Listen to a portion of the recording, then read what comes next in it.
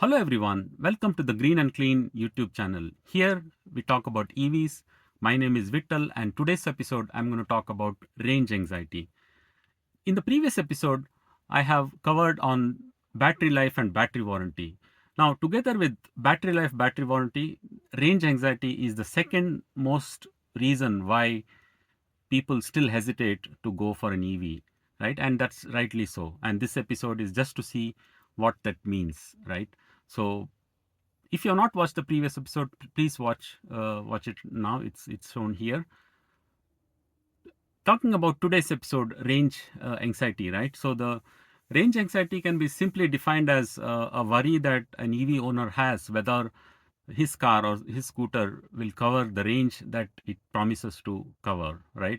Now, it's a worry whether you will reach the destination before the battery drains out, right? So that's what you can define as range anxiety in simple terms.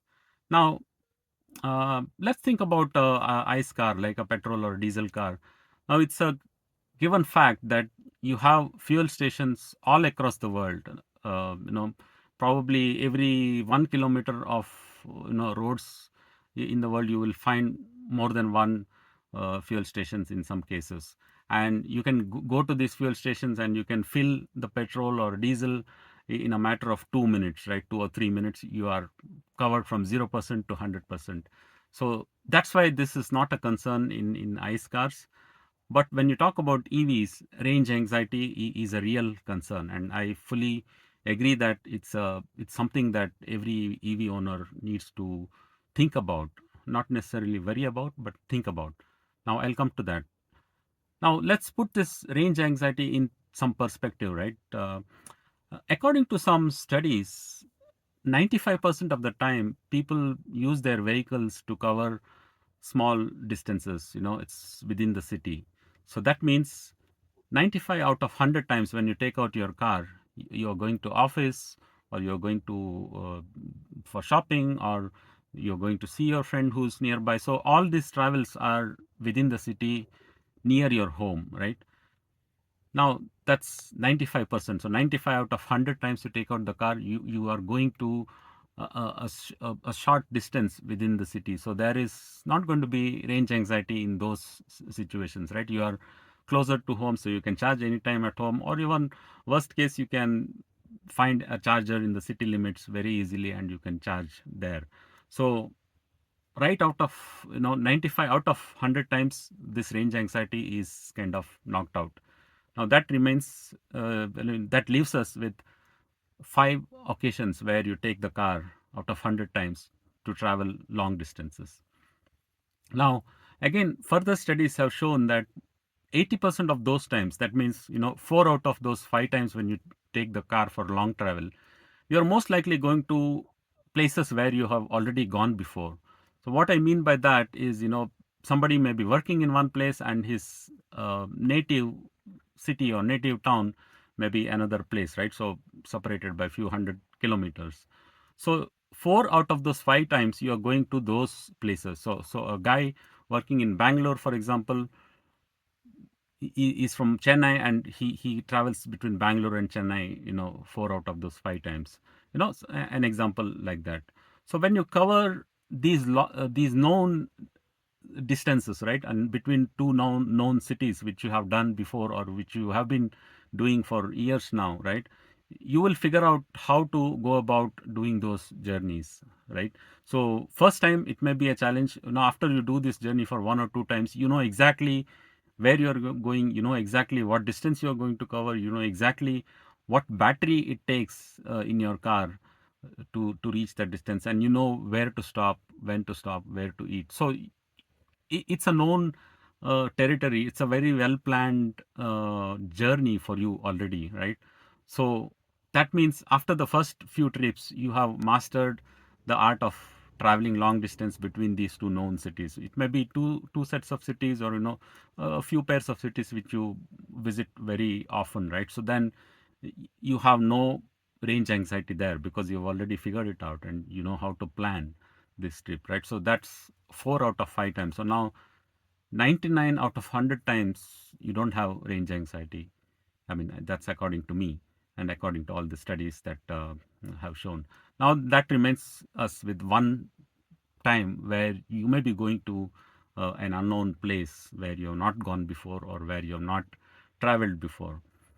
Now, for all sorts of travel, there are tools available. Like PlugShare is very good examples. I'm sure there are few other examples where you can plan EV trips. So these applications are meant to plan EV trips. So using PlugShare, you can easily plan your trip to an unknown place where you have not been before, right? So you will know exactly when you put your start and end points, the app will nicely tell you where the charges are, public charges are available, and what is their speed, blah blah blah. So you have to do a little bit of planning in such cases and be ready with the what are your charging options in case you need to charge in between, right? So once you do these kind of travels, right, like once figure out how to plan trips using PlugShare and other applications, right, so then it becomes sort of easy for you to plan. It's just first a few trips that you're unsure, that you have that kind of a fear, like, oh, will I be able to cover this trip in an EV, will I find charging spots, etc., etc. So that's just a few times, and as you start owning an EV, you will then become more and more confident about doing these long journeys in an EV. So that's my personal experience. I have done about 5-6 long journeys so far, and I I did it pretty well. I'm not saying that everything went so smooth, because there will be times when you stop at a public charger and the charger doesn't work, right? So in my experience, it is about 80% of the time. So 80% of the time the chargers work, 20% you have a chance of failure. Now that's a slightly high rate of failure for any system. So 20% failure is not a good figure. So charging infrastructure is not great right now in India, and also I'm given to told that in other parts of the world as well. But it is not so bad that you can't plan a long trip in your EV, right? So you will have to plan for that kind of failure. So when you plan, you might have to plan like a backup option of where you want to charge, right? So you choose a place, you choose certain kilometers where you want to stop, and then consider two charging options, so that one of them works, one of them doesn't work, then you take the other one and cover yourself, right? So that's what you need to do. So over a period of time, this charging anxiety becomes more like a or the range anxiety or charging anxiety, as as people call it, it becomes more like a range planning, or gets converted into a trip planning, right? So that's how I went about going doing these long journeys. Now there are also few things you need to consider. You need to consider what is your car's real life range, right? uh, you can't do a road trip in a day. You can't cover a distance which is, let's say, 1.5 times more than the range of your car, right? Because then you will have frequent stops for charging. If I were to put that in yeah, as an example, let's say your car has a range of 200 kilometers. 200 kilometers is actually a small range according to me.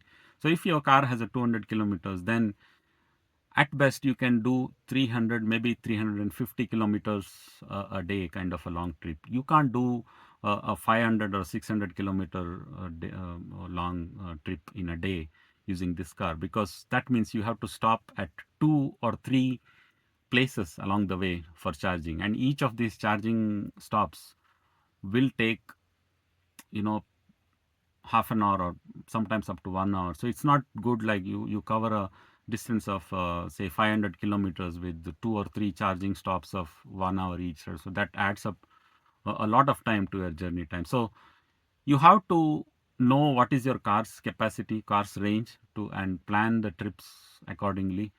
If you are traveling more distances like 500 and 600 kilometers a day, then you need to look at car which has at least 400 or 500 kilometers of real life range. So a lot depends on what kind of car you have. So longer the range you have, better you can plan for these long trips, right? So it is still possible. I mean, I still see people doing very long trips with the cars that give only about 200 250 kilometers of range, but it adds up to the journey time. They are fine with it because it's cheap. The long distance travel is cheap in an EV car, so people are okay to spend that much more time. So range anxiety, as I said, is for real. Let's get to the fact that EV world will not reach the ICE world where you can charge every kilometer potentially and within 2 minutes, right? So no matter the fastest charging today is not going to be as fast as 2 minutes, and I don't think we will ever reach a point in an EV where you can charge a car from 0 to 100% in a matter of 2 3 minutes.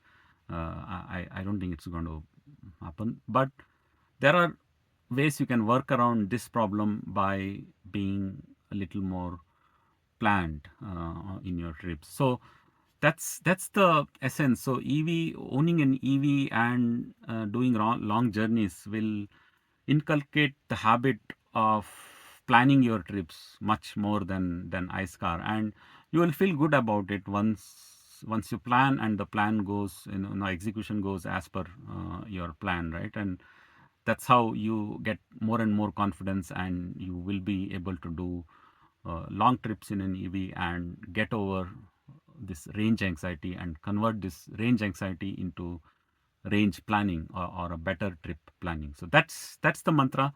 It is possible. People do long journeys in EVs. There are plenty of charging stations across India. So last when I checked, it is more than 16,000 or close to 20,000 public charging options in India, and here in Karnataka there are more than 5,000 charging stations. So there is plenty of infrastructure already available. It just needs to be planned correctly, and everybody should be informed correctly about this. So that's my take on the range anxiety part of owning an EV. Let me know what you think about if you already own an EV. Please share your experience in the comment section, and I'll be very happy to read it, and it will be helpful for others too. With that, I end this episode. Thank you. Thanks a lot for watching this episode, and see you again in the next episodes in Green and Clean YouTube channel. Thank you.